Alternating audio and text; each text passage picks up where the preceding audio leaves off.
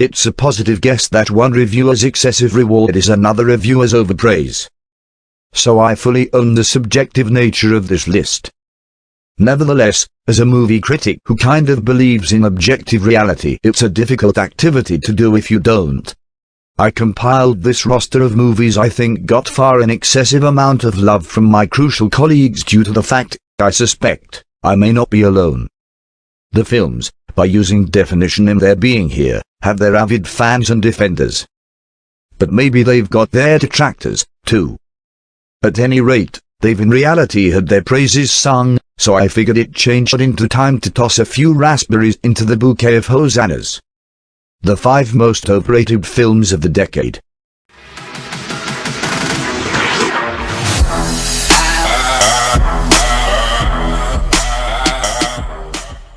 One. The Master, 2012. Movie fanatics, inclusive of this one, bow down on the altar of positive directors. But where does reverence depart off and cult worship begin? To say that Paul Thomas Anderson is the most respected filmmaker of his era would be an understatement. He's the general ex-genius who can do no wrong. I myself was once a real believer. I've seen Boogie Nights, 50 Instances and Love Magnolia. But as Anderson's profession went on, his free-flowing human touch began to leak away, only to get replaced with the aid of a fixation on poisonous male monomaniacs that's a tad unsettling and mostly baffling. And The Master, without a doubt, is Anderson's most insanely acclaimed head-scratcher. For a while, there's simple intrigue in its story of a slippery and tormented World War II veteran, Joaquin Phoenix, who becomes the discipline of a cracked spiritual huckster guru, Philip Seymour Hoffman, modeled on L. Ron Hubbard. Yet the extra the movie is going on, the much less it adds up. Its enigma come to appear like tricks that Anderson is gambling on you. For participants of the Church of PTA, The Master has often been cited as his crowning masterpiece. For those people who escape the cult, it's the most potent sign, but of a movie artist who lost touch together with his greatness.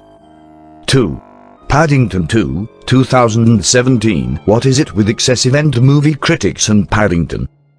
If you concentrate to the ecstatic reviews of this sequel to the similarly fawned over Paddington, you would possibly pass into the movie thinking you're approximately to experience the second coming of Ed White's Stuart Little, George Orwell's Animal Farm, or some different incandescently captivating piece of talking animal artistry.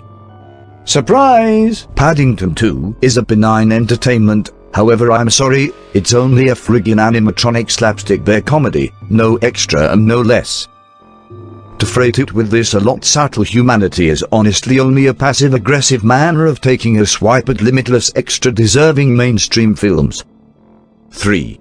The Act of Killing, 2012. Each year, there are dozens of awesome documentaries, and critics do a nice task of getting the phrase out approximately them. But the reward for this one went off the rails, due to the fact it's a classic case of a movie that sets out to do something it then fails to do.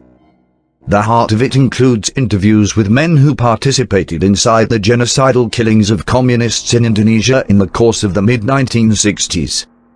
As they act out the atrocities in often grisly detail, even pantomiming them within film genres. We're supposed to be looking into the face of the banality of evil, except that there isn't a second whilst any of the guys describe what truly went on internal them all through those large misdeeds. The Act of Killing is horrifying, all right, but not within the manner it desires to be. In locking us outside the soul of murder, it's a movie that makes evil monotonous. 4. Skyfall, 2012. What might be the legacy of Daniel Craig as James Bond?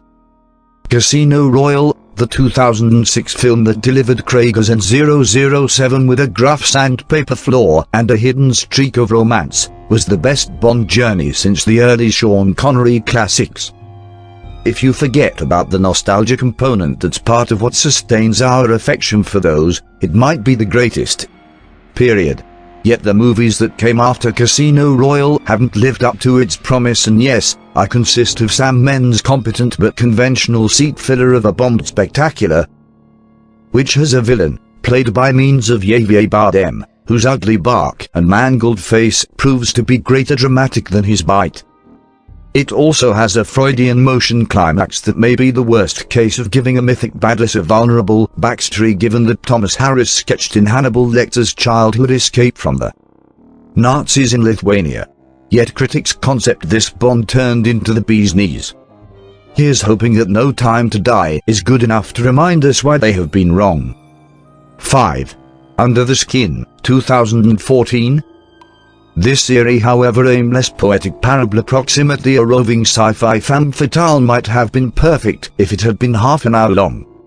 For a while, it generates creepy suspense to see Scarlett Johansson get her seductive alien freak on as an extraterrestrial in human form who skulks around Scotland, choosing up strangers she finishes up submerging in some sort of cosmic void.